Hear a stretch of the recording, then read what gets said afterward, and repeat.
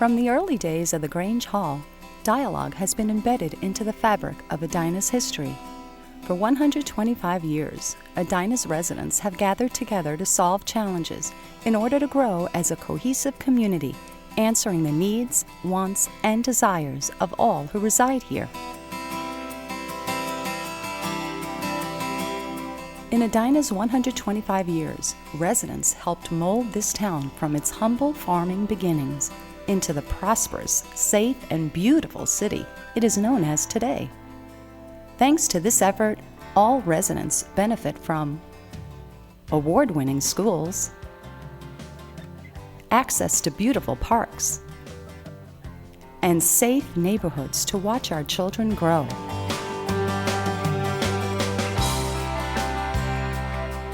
These are some of Edina's valued qualities, made possible through our dedication to building community. Edina is committed to rolling out the welcome mat for all residents, providing not only the services that all Edina residents are free to enjoy, but also by providing services and programs that make even our newest residents feel at home. Edina honors its past by joining the best of today with the possibilities of tomorrow, embracing the notion of a 21st century Grange Hall for our community.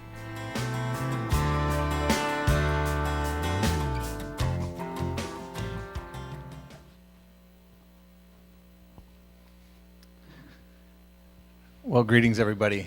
I'm Rick Dressen, Superintendent of Edina Public Schools, and along with Mayor Jim Hovland and Scott Neal from the City of Edina, we are going to give you an update of the Edina community. And it's so fitting that we start out with a video that talks about the Grange Hall, because this really is the 21st century Grange Hall. We get together, we view our information where we need to view it, but Edina has always been a community that's come together, that's problem solved, that's dreamed, and that's set goals, and always made it better for that next generation. And really that's what this state of the community is about. It's about, again, once again, welcoming everybody to that new bright future that we have before us. Now, the way we'll run our program tonight is I'm going to give a quick overview of the Edina Public Schools, and I'll ask the Mayor and City Manager Scott Neal to do the same with the city, and then we'll open it up for questions. We're excited about Edina Public Schools and all that it has done for our community, and we're very fortunate to have this wonderful partnership, and I can tell you I'm humbled to be the superintendent of such an outstanding school district. And this school district is about looking at where do we need to go next. It's always been a school district that's been very excited about the success. We've always built on our tradition, but we've always had that one eye to the future because we know that's what our young people expect. And as we look to that, we are going to continue to be a strong, mission-driven school district. This mission statement that stands before you tonight is one that has been in place since 1989, but truly I believe it's been around as a community since we started the school districts back over 150 years ago. It's always been about all of the community working for all of our learners, working on partnership, working together for all learners' success so that they can be successful in the future. And how we deliver on that is on a very strong set of core values. That is our centerpiece. That is what holds us firm. It's about this commitment to caring, caring together, caring about our young people. It's about sharing and working together. The school district has never claimed to be able to do it by ourselves. We've always had to do it in a community fashion where we all come together for our young people. And it's about daring. It's really about challenging, about saying where do we need to go next. And we've always had that view and done a lot of it through our strategic planning process, which requires us to build a strong vision statement. This vision statement was adopted by the school board in July of 2012, but really shapes where do we need to go next as a community. As we prepare our learners for their future that's going to take them into the 22nd century when you think about it, 22nd century, how do we prepare them for that? And we're going to continue to do it the way we've always had, that strong core academic base. That has been our root, that has been our foundation, will continue to be our foundation. But it's more than just the academics. It's also the arts, it's the extracurriculars, it's being involved in community. So we really want to make sure our learners have that full experience, that they're going to become educated citizens. And our challenge as we go forward is not only to have a strong national presence, which Edina has had, we also want to have a strong international presence. Why? Because that's where our students are going to live. They're going to live in a global society, and we want to make sure they're ready for that. So as we look forward, we're going to pause and look back, because I think it's so important that we have that strong tradition. And as I go through these pictures and we look back, I want you again, look at the eyes and just kind of visualize where these students were when they were standing before those school doors in their various poses, dating back to the 1890s in that one-room schoolhouse, to the 1920s, and this was when we first started public busing, when the schools actually funded busing to get our kids to school. The 1950s, when we built that first high school, and again, the dreams are high then, and they believed that they were going to have a better future. Into the 80s, when we had come from two high schools in Edina East and Edina West, and we were in a lot of transition. This is when actually our community education program began. An important time again. Dreams are high, hopes we're believing. To last year's graduating class. Again, believing that the education we had provided them was going to give them the necessary tools to be successful wherever they went. And yes, today, we have the graduating class of 2024 in our schools. And how do we get ready for them? Look at those eyes. You can see they have those same dreams, those same hopes, and they have the belief that this community will provide them what they need to be successful. Our present situation, again, Edina does well, and we're proud of that. We're proud of our staff and the accomplishments they are able to bring forward to our school district and deliver with our students. We're proud of our schools and the many recognitions that they receive, and we're proud of their community for the things that we bring forward, including being recognized for the third year in a row as one of the top 100 best communities for young people. Our enrollment continues to stay strong. We have about a 14% enrollment from outside the school district, but what we also, from a governing standpoint, we have about 14% of our students who live in the Edina Public Schools that do not attend our schools. They either are homeschooled, attend other public schools, or private schools. So from a governance standpoint, we really try to manage our enrollment to that true value, what we believe has enrollment in our school district. Our enrollment is also reflecting our state and our nation. As you can see, we're getting much more diverse. We're getting more diverse as it relates to race. We're getting more diverse socioeconomically. We're getting more diverse as it relates to language. We have over 43 languages spoken in our schools. More diverse as it relates to abilities and academics, as we have students at all levels. We too are seeing this diversity that we're seeing throughout the United States come right into Edina, and it's an exciting time for us as we reach to meet all students' needs. Academically, we continue to perform well in all those measurements that we have at a state level. Our graduation rate actually bumps over 99% because we have that commitment to make sure all kids are successful with that diploma. And yet, as we look, and not that you need to look and break down this graph, but you often hear about the achievement gap. We too in Edina make sure we're struggling too to close that gap, where some of our subpopulation groups are not meeting the needs or meeting their expectations, reaching their goals and dreams. So as a school district, we're working hard, and these are different trends that we have both in our state assessments in reading and in math. And again, you can see some of the gaps, especially in our students of color, as well as our students in free and reduced lunch. Those are areas where you can see the dip a little bit lower than we want them. And we're developing a plan that we've already rolled out, but again, a stronger plan, because that's not an expectation we have. We have an expectation all kids are going to reach that success story. Resources, we continue to be in a strong financial position, receiving a AA bond rating from Moody. We're one of 2 school districts in the state. Fiscally responsible, it's always been an important part of our balance with the academics, so that we wisely use our resources. We continue to have strong support from our our community, put a high value on education, but they're also very involved in education, and that's a great mix. Recently we did a survey. Over 55% of our community have direct ties to Edina Public Schools. And what that means, they either have children in the schools, grandchildren in the school, or they attended Edina Public Schools.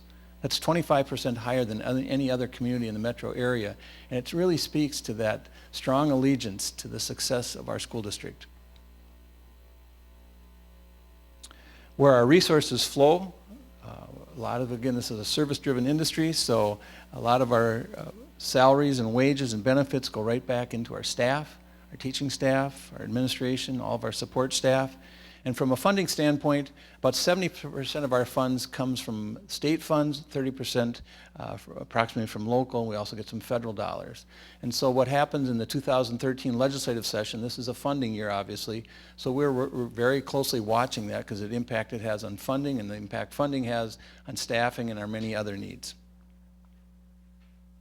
So where do we go next? As I mentioned earlier, we're looking at students who will live in the 21st and 22nd century. We're looking at our young people will be working until the year 2065. So what do we need to be doing to make sure they're going to be successful? What we're going to be doing is very similar to what we've always been. We've been about using our resources of time and talent and facilities and funds wisely. We're going to continue to have a strong academic focus, but we're really going to focus strongly on what the students' needs are. What are their unique needs and how do we respond to that? That's really building our next generation for Edina Public Schools. Again, from a funding standpoint, you can see we too face a potential fiscal cliff if we don't take on funding, and we will be doing that and doing some wise decision making as it relates to maximizing our funding resources. But this is a challenge not just for Edina, but all public schools in Minnesota right now, where the expenditures are exceeding the revenues coming forward, and we're challenged by that. And again, the important thing is you just understand that there's that dip there, and we're not going to be taking that dip, but that's a projection that we're looking at. And so we'll be looking at how do we maximize our funds going forward. Another area that we're looking at is our facilities. Our facilities, our newest building was built in the early 1970s, and so we're continued to be challenged. We had a significant referendum remodeling over the period of time. The most recent was passed in 2003, and the construction projects were done in 2007. But again, facilities are changing. I recall I was the first when I was in first grade in my hometown, it was the first year where the desks were no longer screwed to the floor, that the desk actually moved. And that's the last time really furniture has made a significant shift in education. Today, we're having this new shift. Learning isn't occurring just in classroom. Learning isn't occurring just inside the school doors. It's a much more of an applied setting. It's much more about different places where students learn, different types of spaces where students learn, and our facilities, to make sure our facilities stay in good condition. At this time, our district is on a 6-year plan. We're investing $10 million without raising taxes just to do on maintenance. It's tuck pointing, it's windows, it's roofs, it's parking lots, it's areas that will maintain a strong presence for our facilities. So we're looking at, one, how we use our facilities and how that's changing, but two, also making sure our facilities are well maintained. And the third area is time. How do we use time differently? Time can no longer be a calendar, it can no longer be a day. Time has to say, how do we really maximize our opportunity for students to learn? And so we are looking at time differently. We are looking at how we use even teacher time and how we can offset some of the workload teachers are experiencing. And is homework really part of the day right now? Because learning does occur not just during the school day, it is a much more of a continuous process. And how do we use summer to our advantage? And I'm not suggesting that we're going to have our students going to school day and night all year long. But we do think that we can take a new look at time. And we're going to be studying this over the next year as a community. Say, how do we maximize time? Because we think these are all variables that we can adjust to make sure we really do create, build, and deliver on the next generation for Edina Public Schools. These are our 3 initiatives. The first is around personalized learning, where we really want to say, where are the unique needs of our students? What's their interest? What's their spark? What's their passion?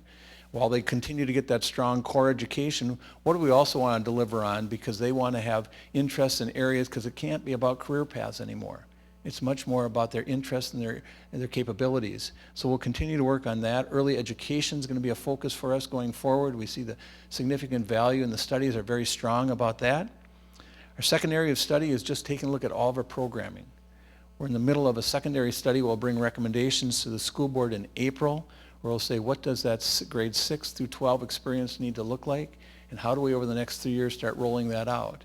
And if we're going to get more complex and the opportunities our students have, we're going to have to do a better job of advising and coaching the students as well as their families on how to deliver on that. Next year we'll begin an elementary study, an early childhood through grade 5 study. So we'll have this newly aligned program that over the next 3 years we'll begin rolling in. It'll take new training on the part of staff, on the part of teachers, on the part of parents, everybody involved. And then we're going to do a lot of communication so we understand how we get to that next level.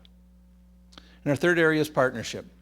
More than ever, we're going to be calling on everybody to be involved, everybody to step up and work in new ways. And we know we have that Grange Hall mentality of communications is going to be a big part of our world. We'll continue to seek support in that arena to make sure we maximize that commitment to team and the value of collaboration. Among the unique things we have is the way we do the state of the community in partnership between the city and the school district. Another unique feature, and I would challenge that there are not many school districts and cities where the elected officials expect us to have joint goals, because that's how hard we need to play together as a community. We need to really maximize our resources of working together as elected officials, as public employees. How do we work together? And so, you know, I was never worried, as I mentioned before, I was never worried about missing today, because I know had I not been here, Scott and Neal could have delivered the address, because Scott and I work that closely together to make sure we know where our major initiatives at a city level and a district level are, so we continue to work together and partner together in our effort, because out of that, I believe we can reach the goals of the city as well as the school district.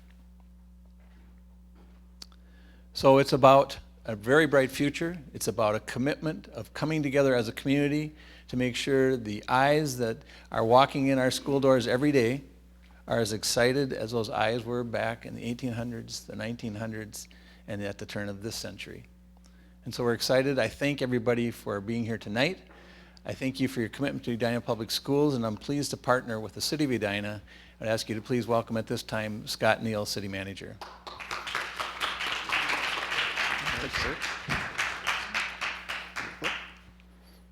Good evening, everybody. Thanks for coming on maybe a difficult night, maybe easy getting here and a little less easy getting back.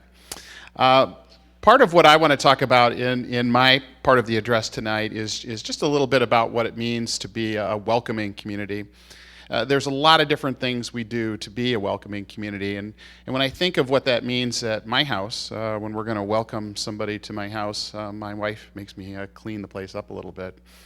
So part of what we can do as a community is clean the place up a little bit, and we can take a look at our facilities, our physical facilities, and what they look like, how they function, are they available to everyone, how accessible they are. And so I want to talk a little bit about some of our tangible accomplishments at facilities this past year, and also some of the intangible, because those things are just as important. What you're looking at here is some video from something called the Hornet's Nest, and the Hornet's Nest was a major improvement to Braemar Arena over the past year. It was a $3 million improvement that provided 30,000 new square feet in 2 levels. The first level on the bottom was new locker rooms. Up to this point, there had been no really bona fide high school quality locker rooms at Braemar Arena since the place was built. Second, on top of those were some new rental space that's been rented out to General Sports, a retail sporting good operation, and also Velocity Hockey, a hockey training facility. And together, the rents paid by the commercial tenants are sufficient to help pay the debt service for this whole project. So we were able to put together, between the rents paid by the commercial tenants and really a very significant philanthropy gift by the hockey community, to put together something called the Hornet's Nest, which is a great addition to our city. The next thing we'll talk a little bit about is the Lost Wave, and just enjoy that image for a little bit on a snowy night like tonight. This is something called the Flow Rider, and we were the first city in the state to have an outdoor flow rider, and this was an addition to our aquatic center. The aquatic center is really quite a self-sufficient operation for the city of Edina, and we've been able each year to put away a little bit of money for capital improvements to the pool. And this is one of those capital improvements that had been kind of sitting and waiting to be done for a number of years, and last year was its year. So it had a partial year last year. We had 10,000 people use the Lost Wave last year. No broken bones. We hope we're going to go for 20,000 this year with no broken bones as well. Edinburgh Park. Edinburgh Park has been a long and loved feature in Edina, and it has had quite an evolution, I think, in the community. One of the things that has evolved with Edinburgh Park has been some of the financial sustainability issues that it's created for the city. And the council challenged staff over the last year to find a better way to operate Edinburgh Park. Find a better way to make it accessible, to make it available, but also to reduce the amount of internal cash subsidy that it required to run Edinburgh Park. We were able to do that by doing a number of different improvements to the park this year. Some fairly simple, like changing the waterfall that you saw right there, filling in some of the grotto area, changing some lighting, taking out some of the tree matter in the place, but really been able to reduce by more than 50% the amount of subsidy that it takes to run Edinburgh Park, and also increase its accessibility as well. So we're pretty happy with that, and we think that that's the kind of savings that will kind of continue to roll on into the future. Some of the intangible accomplishments that came forward this past year were changes in our recycling program that were able to increase the amount of tonnage that we receive while also decreasing the amount of vehicle miles that are on our streets every year. Another is the Emerald Energy Program. We were the first city east of the Rocky Mountains, actually, to do an Emerald Energy Program, a PACE, Property Assessed Clean Energy program. And we did two deals last year where we were able to assist two local businesses with energy efficiency projects in their businesses, and use our special assessment powers to help finance that. It's a unique program, and we're pretty proud of it, and we've got a lot of positive accolades for that. Happy hour. We made some changes to our liquor ordinance over the past year, and they allowed something called happy hour to exist. Many people think it existed a long time ago, but this just changed a way that we regulate how restaurants can sell beer, liquor, and wine, and this allowed them to have happy hour over the past year. We organized and managed the election process during the past year. 34,000 people voted in Edina last year. Operation Starburst was a big success. That really came out of our police department last year, where a couple of our officers were instrumental in finding and tracking down a large bank fraud operation from the Midwest all the way to the west coast of Africa that really stretched between about $100 million in financial crime fraud. Aviation noise was something that was new in our world this past year. We were able to talk with our friends at the Metropolitan Airports Commission as a proposal began to advance into the approval process that we thought was not in the best interests of our city. We worked with the MAC staff and the MAC Commission to get a better idea about what exactly was going on. They were willing to work with us and slow down the approval process for the RNAV changes that they were making in departure and arrival trails into MSP, and we'll continue to work with them in the future. Water meter replacements, one of the things we did this past year, actually we're still in the process of doing it, is replacing 14,000 residential water meters in the city. Right now we've accomplished about 10,000 of those changes, and that's an important change for us in terms of how we manage our water usage in the city. Good, accurate water meters are important because they give consumers good, accurate information about how much water they're consuming. And if you've been paying attention in the Twin Cities media over the last couple of weeks, there's a lot of talk about our water consumption. Even though it looks like we have a lot of water in the state, our water supplies are really stressed right now. And finally, something called the PACS Fund. And the PACS Fund is really the city's first run at getting very organized and strongly into the world of cyclist and pedestrian improvements. We've created over the past year a dedicated revenue source for these kind of improvements in the city. It's a utility franchise fee. It'll raise about $1 million a year, and the council has dedicated those monies towards cyclist and pedestrian improvements. So we're going to see a lot of those in the upcoming year, particularly sidewalks and bike lanes. And finally, on the less tangible side is an initiative we spent a lot of time on this past year called Name Your Neighborhood. Name Your Neighborhood came out of some interest at the council level to figure out how we could more effectively communicate with residents. And you know, it's one thing for us to put together kind of all the official documents and prepared statements and so forth and mail those around and email those around. But the other communities have found ways through the use of neighborhood associations to really further and deepen the communication connections that the city has with residents. And we had 11 brave souls who volunteered their time to help put together proposed maps of how we might do that in Edina, and also look at some of the procedures and policies that might govern such a process in Edina as well. We've had one presentation and discussion at the council level. It's coming back to the council for another look in April, and potentially a council action in April as well. And with no further ado, I'll introduce our last speaker. Mayor Jim Hovland was first appointed to our city council in 1997, and he was elected to the city council in 1998. When he completes his final term, well, his current term as mayor, that's up for you to decide if it's final or not, but when he completes his current term as mayor, he'll be the longest serving mayor in the history of our city. And so with no further ado, I'll turn the mic over to Jim. Jim. Final term. Thank you. Well, I got that subtle message in there. That's all right. Well, you know, I really like that.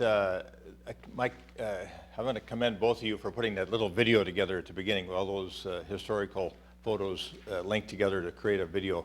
It made me think of that James Fields quote about, oh, to be home again, home again, home again, under the apple boughs down by the mill, which makes me think of the mill pond and what a great place this is, and what a warm spot it can create in your heart. And then we have this welcoming theme, and it's and the notion is, as you've heard from these other guys, it's that notion of the Edina way of welcoming. We're glad to see you. We're really glad you're here, and we hope you stay here a long, long time.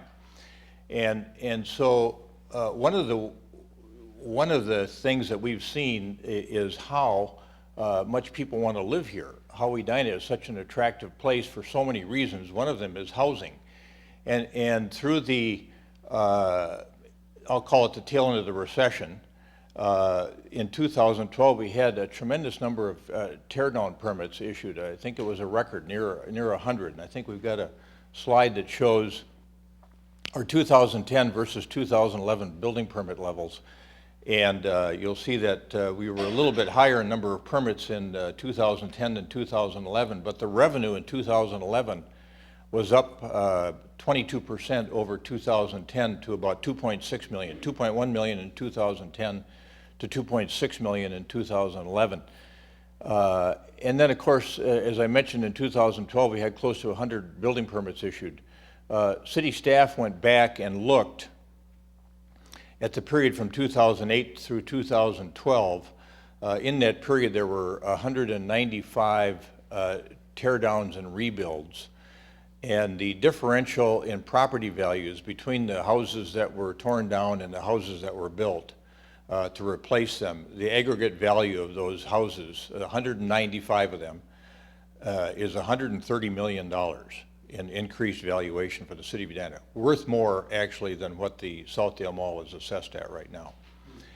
So along with good things like that come some challenges, and we've got some of the planning commissioners and we're getting input from people in the city, both from the building community and the residential community, about the desirability of Edina creating some tension in terms of how much house ought to be built on a 50 or 60 foot lot. We worked for quite a while as a council several years ago to try to figure out how much house ought to be built on a 75 foot or greater lot, width lot. Now we've got this challenge of the 50 and 60 foot lot. So we're working on that. We're meeting tomorrow night, as a matter of fact, with folks that are working on it in a work session to get their input. They want to know if we're headed in the right direction. I think some of the issues that they're discovering are construction management related, but there's still issues related to height, setback, how much house ought to be on the lot, drainage, trees, those kinds of things that we're interested in studying carefully. And we want to find that point, that balance point between maintaining market conditions for people that live in Edina that want to sell, but also making sure that we maintain neighborhood context and things that get built when older properties that are at the end of their useful life are torn down. We're going to talk about two primary areas of land use, two parts of town. We're going to talk a little bit about the Southdale district, I'll call it, and then we're going to talk a little bit about 50th and France. So here you can see some photos that staff has put together and a little bit of video of Southdale. And as all of you know, for many years it went through a cycle of ownership with primarily real estate investment trusts until we finally had Simon Development buy a big package of properties from the Mills Group. And that was really beneficial for us because Simon is the world's largest mall operator. And when they went through the analysis of all their properties worldwide, they decided that there were about 20 properties that they called transformational, and of course Southdale Mall is one of them. I think for the obvious reason that it was the first indoor shopping mall in the world. And so they have committed to putting an extensive amount of money in this facility, $20 to $30 million. The Herberger store alone, I think, was in the $10 to $12 million category on the remodeling. The result of all of that has been that they've added, I think, a dozen to 15 new national tenants, and then they've been having some of their existing tenants expand space, like the Apple store, I think, is doubling. I don't know if they've opened their new facility yet or not, but that's close at hand if that hasn't been opened. And then they've got a new dining pavilion that is very, very nice. So you can see some of those attributes, like the prior and the after in the center court. This notion that this Austrian architect Victor Gruen had back in the 50s of making this a community gathering place, and for many years it was, and now I think it will be again as the property kind of resurges again with new life. And all of us should feel pretty blessed about this, because one of the great challenges around the country when you go to these Urban Land Institute sessions is what's going to happen with the aging regional mall. And this is a problem that many communities have faced. In our own metropolitan area, we see what's happened up at Brooklyn Park, Brooklyn Center with Brookdale Mall, and we didn't, of course, want that to happen here. And now it's been basically reborn, I think, as another wonderful property in our community and the linchpin for property in that part of town. Because we had many property owners from that area that were bordering Southdale tell us they didn't want to do anything with their properties until they knew what was going to happen with Southdale Mall. And now with the expenditure that's gone on down there, they feel more comfortable in making the investments that they want to make in their properties. So we feel good about that. We helped maximize the remodeling potential with a $5 million 9-year 0% interest loan that we gave them. There were some conditions attached to it. We have one of the top 20 park and rides in the Metro on that property, and we didn't want to lose that. And we worked with Metro Transit to make sure that didn't happen. We've got a permanent easement now in the northeast corner of that property, kind of east of the Firestone store, where they're going to build in the spring a new transit facility in there to facilitate that park and ride. So as long as Simon owns this property, we'll have this permanent easement out there, which is a wonderful thing. And then we needed to put another well in out there, so they gave us, as part of the deal, we got space for a new well house. And that was a great thing as well. We also created a TIF district around Southdale because we thought if this has the catalytic effect we believe it'll have with these adjoining properties, we want to capture some of that value and repay ourselves for that lost interest income that we lost from giving Southdale that interest-free loan for 9 years. And I'm telling you this, it's happening a lot quicker than we anticipated. So already we've got property on the southeast corner of the Southdale Mall site that's going to house apartments. I think close to about 230 high-end units that are going to go in that southeast corner across from the Westin and across from Key Cadillac. I ran into one of the architects the other day and he said they think they'll be starting this summer sometime. There'll be 3 buildings on the site. One is 10 stories, one is 6 stories, and then the one you can't see kind of between the 2 buildings is one that faces the mall. You're looking at really the intersection of 69th and York there. There's another building that's 3 stories tall that will face towards the Southdale Mall. And this will be a great, I think, additional piece of residential property for that neighborhood and help create a better sense of community out there. I think as time goes on, you could see the Southdale district becoming a village unto itself. These are some of the architectural features that we saw as we looked at and determined that we would allow this project to go forward. The apartment builder is a company called Stewart Companies from Bloomington. They run about 5,000 units nationwide, and they're very, very enthusiastic about this project. So that's a wonderful thing happening. And then I can also tell you that we've already had preliminary contact with the folks out east in New York that own the old Wicks Furniture site, if you know where that is. That's a 3-acre site. And now they're talking about wanting to do some things there, and I think part of that is the catalytic effect that Southdale has had on the adjoining property, so that's a good thing. Coming up next, we have the France Medical Plaza. That is on the corner of 65th and France, if you know where that old Milovitz Law Office is, or it's still there actually. And then there's a building behind it to the west. They're going to put up a 5-story medical building there with a green roof. It'll kind of face, I think we've got a rendering of it coming up here. Yeah, there it is. That's a view as you look to the southwest as you're going down France Avenue. So it's a 5-story medical building. As I said, green roof. It's about 102,000 square feet of space, and they'll be starting on construction there this spring. So that's another wonderful addition to our kind of our medical campus in that part of Southdale. And then of course Byerly's, I suppose with the pressure of Whole Foods on the high end to the south with the new store, and then we've got Super Target to the north with the lower end groceries. Byerly's thought it was time to redo their store. They've been to the Planning Commission with some preliminary approval requests, and they tabled it, and they're coming back, I think, in a couple weeks now. But here's the general notion of it, and that is that there would be the Byerly store where you see that would be moved up on France Avenue on the corner of France and Hazelton Road. So it would be in that northwest corner of that piece of property. And then to the back where we put in that promenade a few years ago, you remember we laid in that, I think is a wonderful public realm amenity that runs all the way from Centennial Lakes all the way up behind Super Target. We had an 80-foot right-of-way there, so we created walking paths and bike paths. Along that promenade now, Byerly's is intending to build 3 apartment buildings in 2 different phases. The ones you see to the right, the larger buildings, they're the ones that will go in first. The third one to the north is the one that will go into the next phase, and that'll have some mixed-use capability. I think they're going to plan retail for the first floor of that facility. That is just under 200 units in that complex. So that's going through our approval process right now.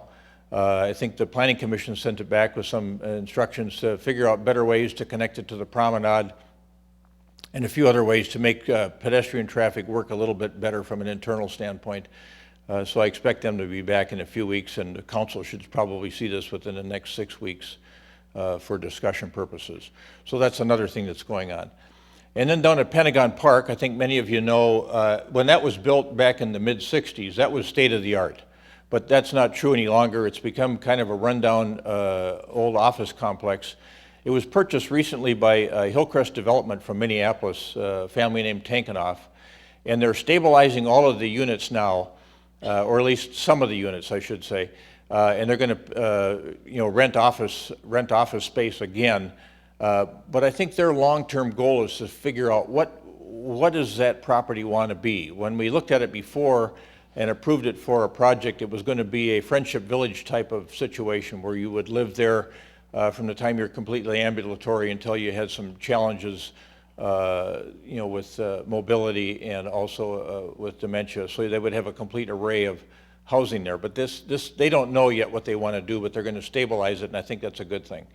So that's what's happening over at Pentagon Park. That's 35 acres of property, folks, on both sides of 77th Street. It's a really important thing for our town to see that redeveloped.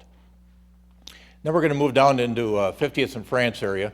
I'm sure many of you have been seeing the studies that have been going on with respect to the shortage of parking. And so the city, after trying to work with the merchants down there, has determined that, and just this is serendipitous, but the Edina Realty building became available because all the realtors in Edina Realty moved over to the Pinehurst building, which is where the anthropology store is. They're taking over the second floor up there. So we determined that this was a good fit. It's right next to our existing parking ramp on 49.5 Street. We need about 180 spots, and this will give us about 130 spots. There's also some interest in us having some retail on the first floor, so we're just going to go carefully here. We're in the due diligence phase right now to see if we have any issues that need to be addressed, but I think we're expecting a closing sometime in early June on this piece of property. And that property was purchased for its estimated market value at about $2.6 million. So the merchants, of course, at 50th and France will take the laboring oar on paying for this parking. It's for all of you in the room, it's our downtown too, and we've got to figure out what portion of the responsibility, the capitalization and the ongoing operation should fall on the city as a whole, as opposed to the merchants at 50th and France. We'll figure that out, but I think it'll be an important addition to our downtown area.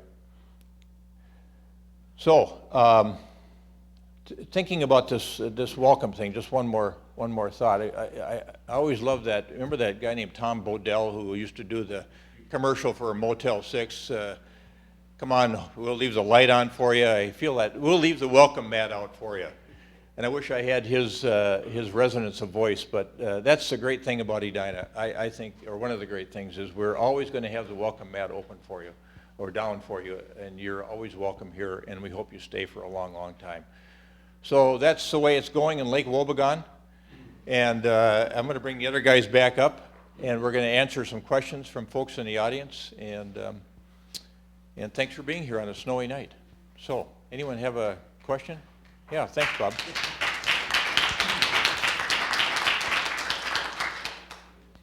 This is, of course, by no order of importance, but I do have questions for all three of you. Rick, you were first. Okay. Talk some about the revenue versus expenditure issue. You said we have a tremendous need for additional facilities or capabilities, but the revenue is a challenge to provide for those capabilities. So one of the challenges just statewide is the model has been basically over the past 10 years, we've seen about a 1% increase annually in revenues. And the way districts do business, and a lot of it's locked in funding, our expenditures are about 3.5% to 4%. And so what we're going to have to do is figure out, because you have to get that balanced budget, and we've always had a commitment to that. We've used a budget adjustment process in the past, and we'll continue to take a look at that going forward.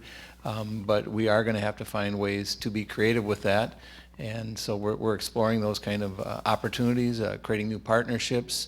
But it's going to be a combination of continuing to monitor what's happening at the legislative level with revenues, but also internally making some adjustments on our expenditure side to make sure we stay strong. Could I ask you a quick question too? Yep. I noticed in the Sunday paper, Chair of the House Tax Committee, Ann Lincheski, said we got to get squared away with this shift. So that, because we might have to do it at some time in the future, and we want to be squared away with it. What's your feeling about the shift and getting that taken care of? So in Minnesota, we ran into this fiscal problem, and so at the legislative level, 2 years ago, they made a decision to delay the payments. So we actually do not see a significant amount of our funding until the following year, and so then what we have to do is cover our costs. That's not new revenue, it's money that we had coming. So the savings, the benefit we'd see is only what we have on interest, and because the interest rates are competitive, we're saving about $30,000. We'd rather see that funds potentially used to advance the formula or actually grow our formula. There was also an article in the paper, some of the areas, some of our unique special needs students, those students receiving special education, those costs continue to grow too, and we're not seeing funding at the federal or state level so we end up having to take money out of our general fund that is intended for our regular instruction students, that we have to offset those costs. And so it gets to be very complicated just on how we continue to do the funding, but we're actively involved. We've got very supportive legislators here locally as well as at the national level to challenge that. But it really is a statewide issue. It isn't just Edina. It's something we have to really wrestle with. That I go back to the 80s when we looked at, or the 70s I should say, when we looked at the country school model, where we had all these independent country schools, and we finally had the country schools start coming to the schools. We may need to take a look at how school districts play together differently and work together differently to really maximize our resources, not just locally, but at a statewide level. Got a question back here. Yes, thanks all three of you for your presentation. Thanks. Well, as a parent, I can say we've had a good experience at the Edina Public Schools so far. And I guess a couple of things. I'm not sure if I heard you correctly, but I thought through your presentation I heard the reference to our industry. And I thought that was kind of an interesting way to connect to a school system and issue. And if I misunderstood, please correct me. But if that's kind of the template to begin understanding education in Edina, can you speak to the role of teachers going into the future versus what I'd call perhaps a heavier reliance on technology? And I guess I'm asking this question with the full knowledge and appreciation that a lot of people pay good dollars to go to colleges and universities where the primary teaching mode is interaction with a professor who helps with the Socratic method and development of learning skills and lifelong learning. Thank you. So teachers are our core.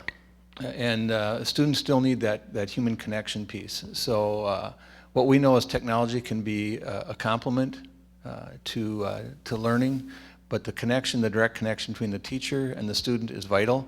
And that teacher is best trained at our classroom teachers, but also that teacher can be a parent, it can be a grandparent, it can be a community member, it can be some of our business colleagues, volunteer resources. So we're going to really try to look at how we use our talent to maximize that resource. But in the end of the day, it's still about that teacher and that student creating that partnership, and then all of us working to support that. So that's not going to change. I think that's always going to be core.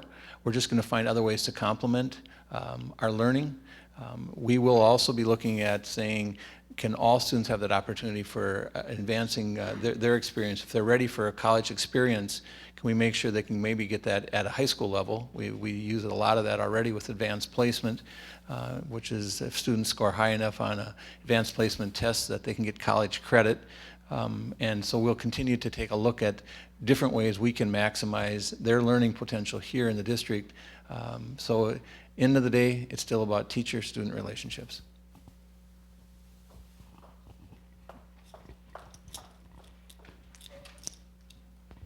Hi, I have two very different things to bring up. First, regarding Southdale, Google is coming out with the first storefront approach that hasn't been rolled out. I think we would be terribly amiss not to grab that opportunity, bring that into Southdale, and really make that a technology play. I think actually the Apple Store draws a lot of people that go into Southdale.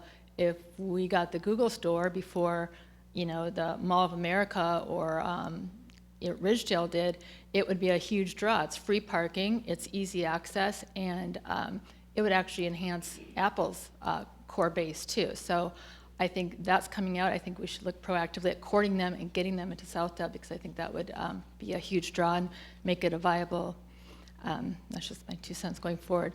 The other thing, I have two older children who, when they went through the elementary school, Spanish was part of their learning environment.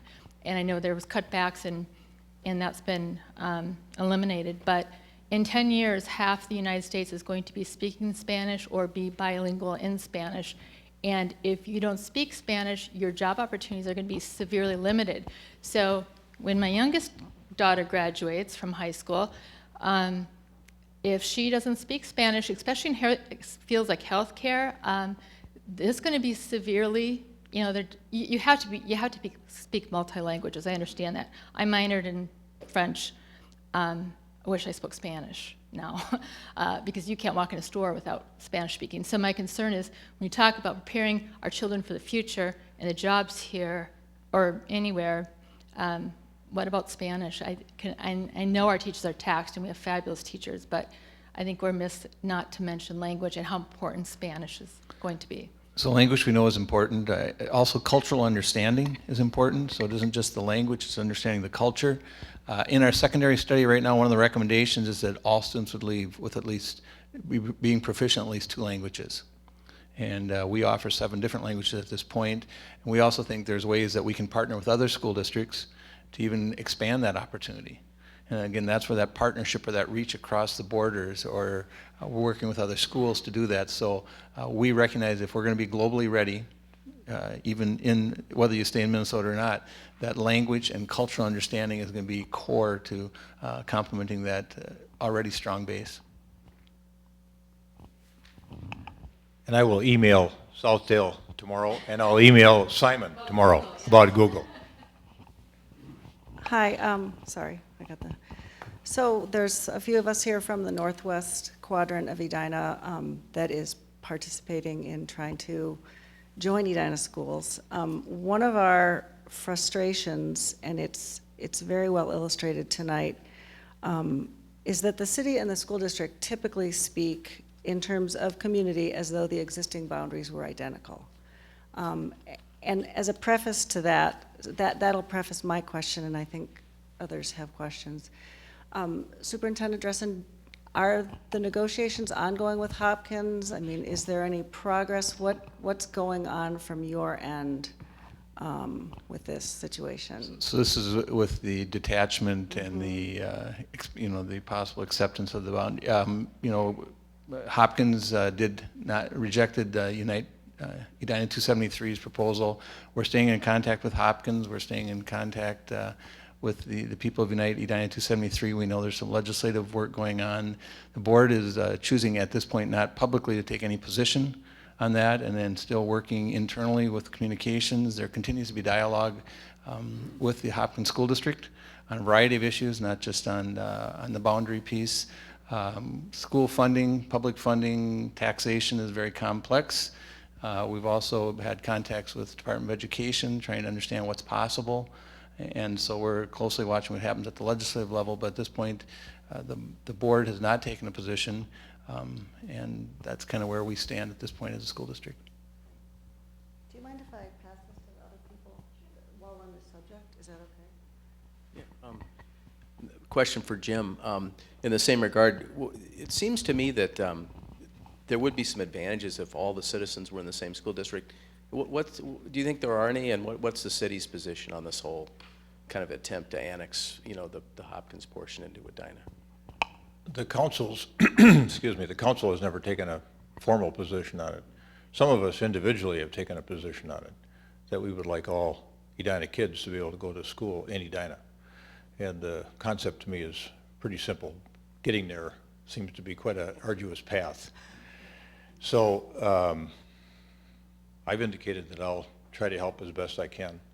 I like that sense of community that can be created, I know would be created if we had all kids in Edina going to Edina schools and that the boundary lines were contiguous. So to me it's important, but I understand and appreciate the delicacy of it for the school board. So maybe it's easier for me to take the laboring oar on that. Maybe just a follow-up question to Rick on that, because, I guess it seems to me that since I live in the Edina 273 area, both my kids went to Edina. It seems to me that since you're educating virtually all the kids, that you ought to be more aggressive in trying to get the funding so you get, that part of the property taxes. And I think that's especially true given the relationship between the city and the school district with the facilities. I mean, we just heard about the Hornet Center built by the city of Edina. And so I guess I'd ask for the school district to be a little bit more aggressive in reaching out to Hopkins and trying to get a deal done, which could involve, a over 3, 4, 5-year transfer of funds to try to ease the burden that Hopkins seems to be primarily worried about. I mean, they want $550,000 for not educating any of our kids, and that just doesn't seem right. So I will take that back to the school board. You also have to realize that that's not the only place where the city of Edina and the school district don't align. And we have students who attend St. Louis Park, Eden Prairie, Bloomington, Richfield, and so there's many areas. And United Edina 273 have done a great job of trying to organize a neighborhood area, but there's neighborhoods beyond that we would also have to figure out how do we respond to that as well. So the board's had discussions on a variety of fronts on that. But again, I'll take that back to the board, and we'll continue to work at both with MDE and the legislative level just on how we're going to manage school districts in the future. I mean, I think that's a big question too. How do you manage school districts in the future? And are these boundaries that were set back in the 1800s really the way the boundaries need to be established going forward? I think that's even a bigger question. I know that doesn't address yours, but that is the question of the day. It isn't necessarily more money, it's how we distribute the money and where kids learn, and they can't be tied to a zip code. Yes, along that line as well. I guess it comes down to the basic question of, are boundaries ever in a position to be moved? I mean, there's always, with the changing demographics and the changing needs in a community, municipal boundaries and school district boundaries should be malleable to meet the needs of the current day's residents. And I think the frustration comes from, as a couple other people have mentioned here, that we're not seeing a lot of proactive advocacy of all of the citizens in Edina. We're seeing a lot of advocacy for the people that are already in the Edina School District. But indeed, the question becomes, if we're looking at a position where there are going to be funding challenges in the future, which you've mentioned, and we know that the federal government is broken, so you can assume there are going to be challenges in the future. The question then becomes, why aren't you demanding, both the mayor and the superintendent, why aren't you demanding that these boundaries be changed?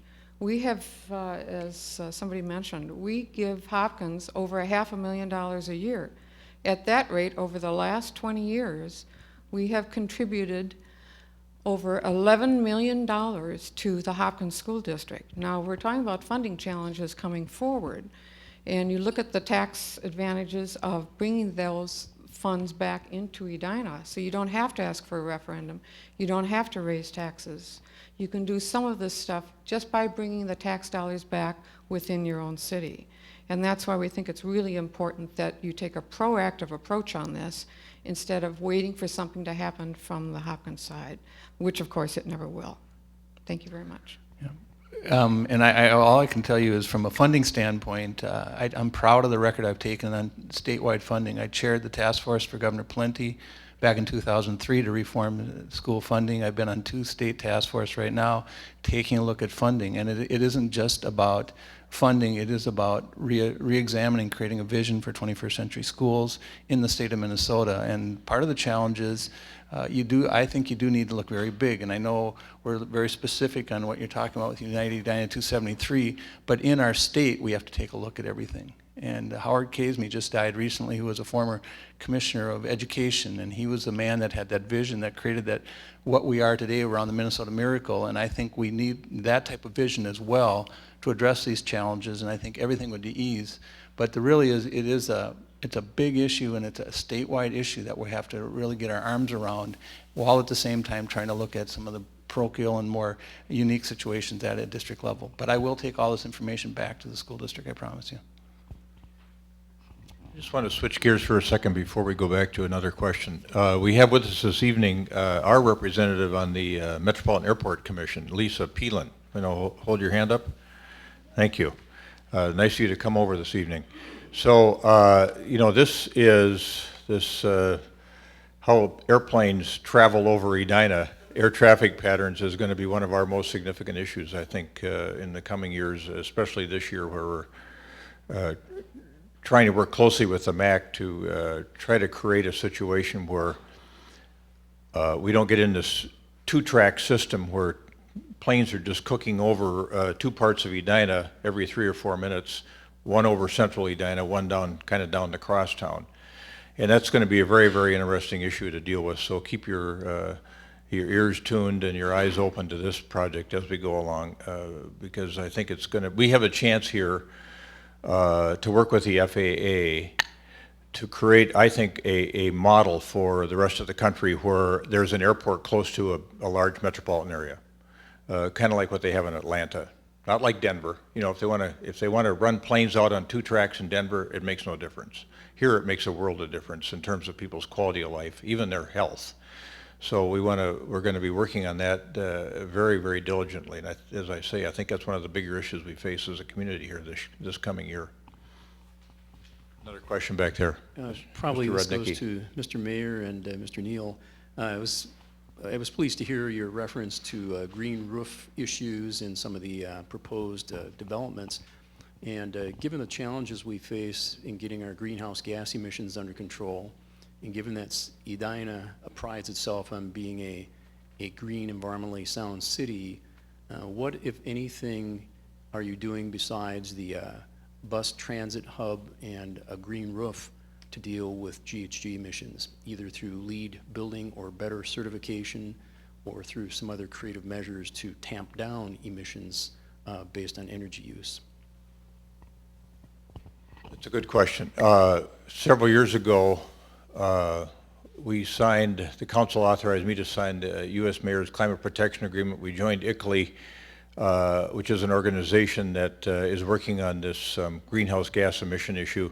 Our Energy and Environment Commission, one of the members is here this evening with us, has been working over the past few years on defining our baseline in terms of our emissions, and you know, we've made some progress in that area, I think, because we wanted to figure out what we could do as a municipality and also what we could do as a community.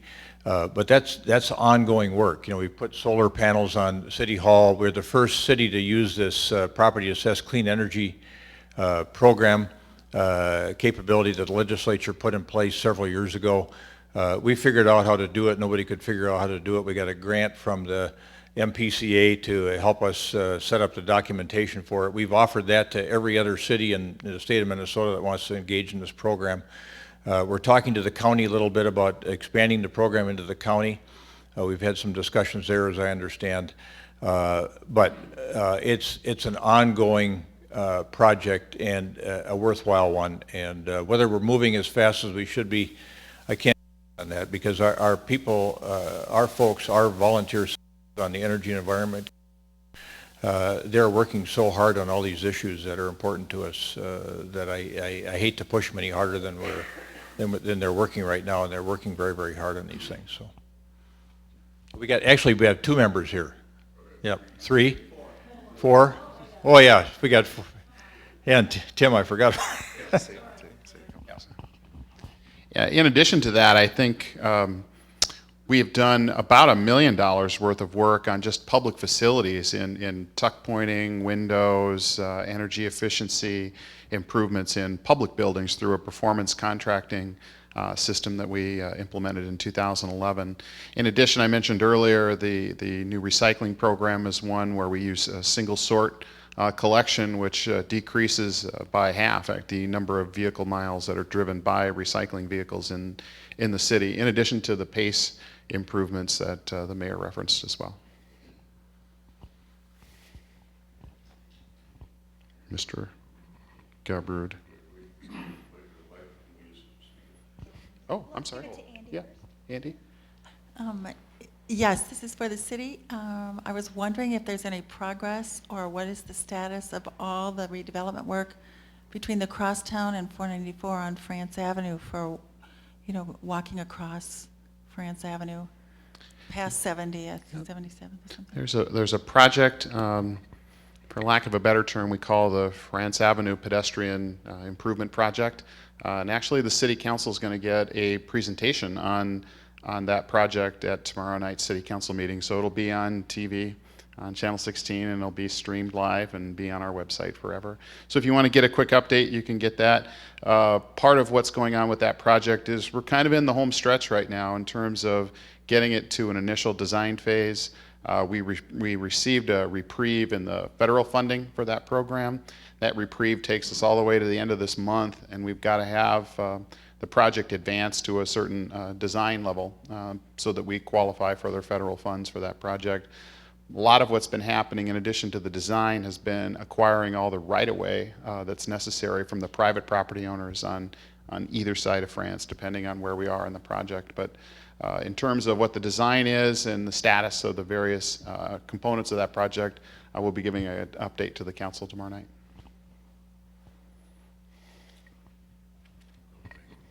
I guess this is a question for you, Scott. One of the issues being on a commission is having an opportunity to communicate with our fellow residents. And I know we were very interested in the Name Your Neighborhood project as a possible avenue for setting up that kind of a communications process. Another one would be some way of, I don't know if it's a monthly e-newsletter, but some way that we can have to be going to these citizens, not having to expect them to come to us, but rather in a vehicle to go to them. So I don't know if it's just kind of a two-pronged approach there. But So the question, Bob, is how? Yeah, how are we working with our neighborhood? That name your neighborhood. What is the status of that? Where are we? And then number two, is there any plan to look at another, like an newsletter or some kind of a monthly newsletter of some sort to communicate with our residents? I'll answer that one first, I think. We could talk a little bit about some of the tools that we already have for communicating with residents. City Extra being the email push system that we have that allows you to subscribe to everything or a very narrow band of updates that come from the city. We also put our council meetings online. All of our documentation that we use for kind of public meetings is also included online. So those are some of the tools that we use already. We also have an interactive tool on our website called Speak Up Edina that has a dialogue aspect of it as well. In terms of the neighborhood association issue, as I said earlier, the council had endorsed a process. That process reached a completion at the end of December. The volunteer group made a presentation to the council about how they would like the community to be put into different neighborhood, the geography of different neighborhood associations. The council received quite a bit of feedback from different parts of the community on that proposal. They've agreed to kind of put off that decision to have some more time to study it. They are going to, that decision kind of comes back to them. We'll have a work session with the council in April and take that issue back up, and then they can make a decision after that.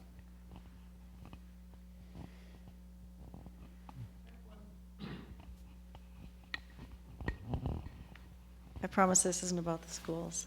What's going on with Grandview, the redevelopment? And we had that big process. I haven't kept up on that.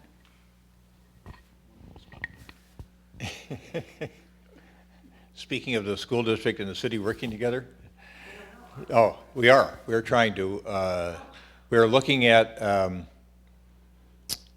I don't know what the status is of this, but we have our economic development person looking at a site close to our existing public works facility that could potentially work for a school bus garage.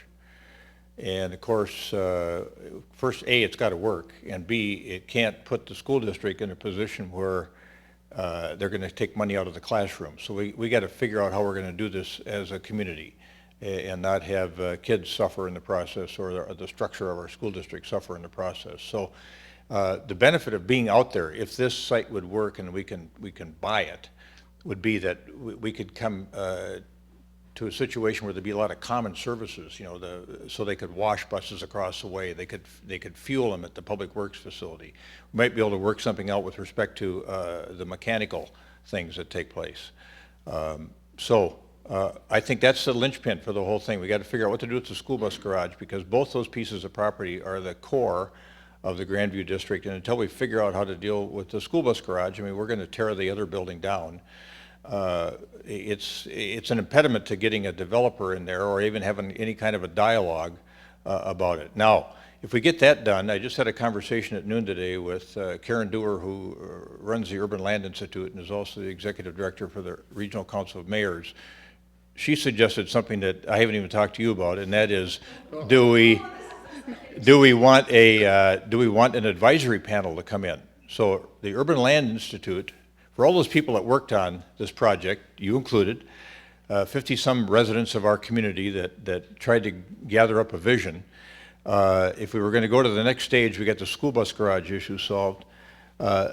The Urban Land Institute nationally offers an advisory panel, and so these experts could come in from all over the country that are urban design specialists, landscape architects. They would come in for a long weekend of a design charrette and kind of lead that, but it doesn't come without its cost.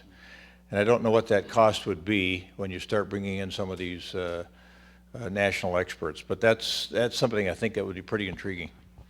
The next thing that you'll see happen, though, as the mayor referenced, is the old Public Works building is going to be torn down, and the council just approved the contract for that at the last council meeting. So that's going to happen while it's still cold out, because that's a good cold weather construction kind of item, and you'll see that happen sometime before the 1st of May. And they'll haul everything off the site and kind of grade it out so it's flat and looks like a parking lot again.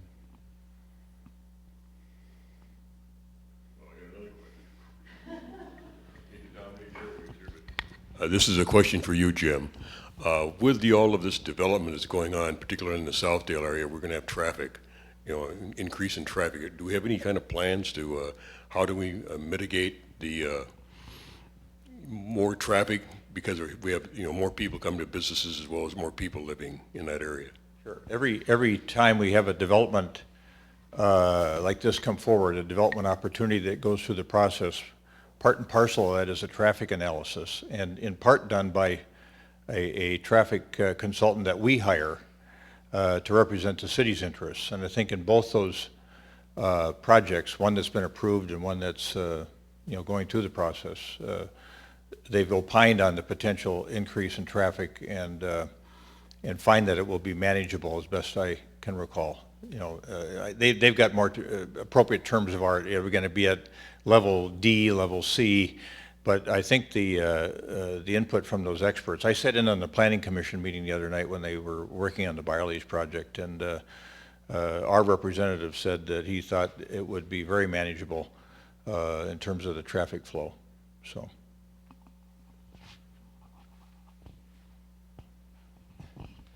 Well, we'll certainly stick around. We thank you for the Grange Hall experience 2013, and I wish you well. And if you do have questions anywhere along the line, we encourage you to contact the district office, the city of Edina, and we continue to appreciate and value your role in building a strong community for today and for tomorrow. Thank you very much.